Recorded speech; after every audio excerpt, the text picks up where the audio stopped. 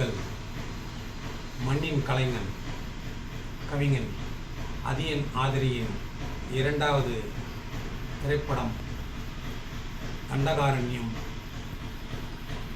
பார்க்கும் வாய்ப்பு நேற்று வாய்த்தது. தண்டக ஆரண்யம் என்று இராமாயணத்தில் குறிப்பிடப்படும் அந்த சொல்லுக்கு தண்டனைக்குரியவர்கள் வசிக்கும் அடர்ந்த காடு என்று பொருள் தருகிறது அகராதி. ஆனால் என்னளவில் நான் அதை புரிந்து கொள்வது தண்டம் ஆரண்யம் என்று இரண்டு சொற்களாக. தண்டம் என்பது ஒரு வகை ஆயுதம், ஆரண்யம் என்பது காடு. இந்த கதையின் முக்கிய கதாநாயகன் வனம், காடு, ஆரண்யம் என்ற குறிஞ்சி நிலப்பகுதி.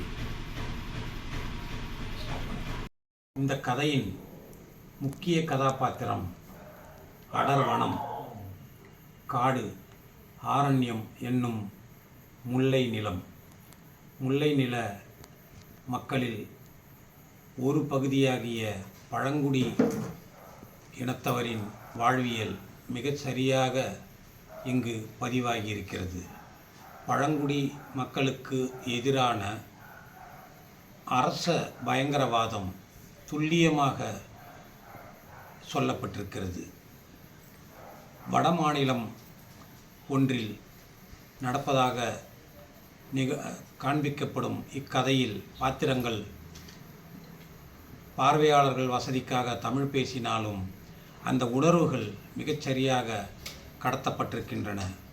ஒரு வடக்கத்திய வீரனுக்கும் தென்னகத்தை சார்ந்த இராணுவ வீரனுக்கும் இடையில் நிகழும் மொழி மற்றும் உணர்வு போராட்டங்களில் பிற்பகுதியில் அன்பு என்ற ஒன்று ஜெயித்து இருவரும் தோழமை கொள்வது மிகச்சரியான கதையாக உருவெடுத்திருக்கிறது. பார்வையாளர்களை கவரும் வகையில் அது சொல்லப்பட்டிருக்கிறது.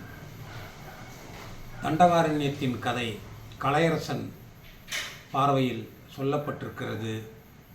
ஒரு எளிய பழங்குடி இனத்தை சார்ந்த இளைஞன் அரசு பணிக்காக போராடுவதும் முயற்சிப்பதும், அதற்கு பின்னால் சில அரச பயங்கரவாத சதித்திட்டங்கள் இருப்பதும் கதையின் போக்காக இருக்கிறது. இன்னொரு புறத்தில் வனத்திருடர்களின் அட்டூழியங்கள் பதிவாகியிருக்கின்றன. எளிய ஜனங்களுக்கு எதிராக அவர்கள் செய்யும் அக்கிரமங்கள் மிக சரியான இடத்தில் சரியான பின்னணியில் படமாக்கப்பட்டிருக்கிறது. இந்த கதை இதுகாரும் தமிழில் சொல்லப்படாத கதை. அதற்காக இயக்குனர் அதியன் ஆதிரிக்கு எங்கள் பாராட்டுக்கள். காரணம், இந்த உள்ளடக்கத்தை சொல்வதற்கு மிகுந்த மனத்திட்பம் வேண்டும், அரசியல் வேண்டும், அரசியல் புரிதல் வேண்டும். அது எல்லோரும் எங்கள் தோழர் அதியனிடம் நிறையவே உண்டு என்பதை நாங்கள் அறிவோம். அதனால்தான் இரண்டாம் உலகப் போரின் கடைசி குண்டு, தண்டகாரண்யம் என்னும் வித்தியாசமான பெயர்களில் வித்தியாசமான கதை அமைப்புகளில் அவரால் நல்ல படங்களை தர முடிகிறது. இரண்டு விஷயங்கள் எனக்கு குறையெனப்பட்டது. கதையின் இறுதியில் தினேஷ் பாத்திரம் முருகன் சட்டென ஒரு தீவிரவாத இயக்கத்தில் சேர்ந்து ஆயுதம் ஏந்தி எதிரிகளை கொல்வது என்பது அரசியல் இன்மையை காட்டுவதாகவும் வெறும் உணர்ச்சி வசப்படுவதாகவும் புரிந்தது. அவ்வளவு சீக்கிரம் அமைப்புகள் பெரிய முடிவுகளை எடுப்பதில்லை என்பது தோழர் அதியனுக்கும் தெரிந்திருக்கும்.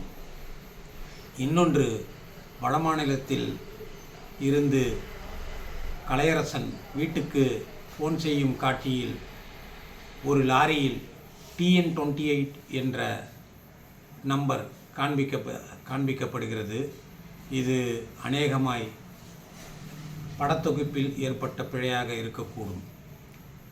படத்தின் மிகச்சிறப்பு ஒளிப்பதிவு, கச்சிதமான படத்தொகுப்பு, பின்னணியில் சேர்க்கப்பட்ட ஒப்பாரிகள், பாடல்கள், தொடர்கள் உமாதேவியும் தனிக்கொடியும் மிக நல்ல மொழியில் கொடுத்திருந்தாலும் இந்த கதைக்கான சொல்லாடல்களாக அது பொருந்தாதது போல் நான் உணர்கிறேன்.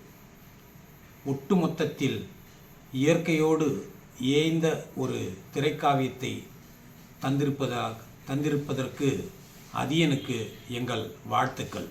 இன்னும் இதுபோல் மிகுந்த சிறப்பான வித்தியாசமான கதைக்கனலில் அவர் நல்ல திரைப்படங்களை தந்து பல உயரிய விருதுகளையும் பொருளாதார ரீதியான வெற்றிகளையும் அடைய வேண்டும் என்பது எங்கள் அவா.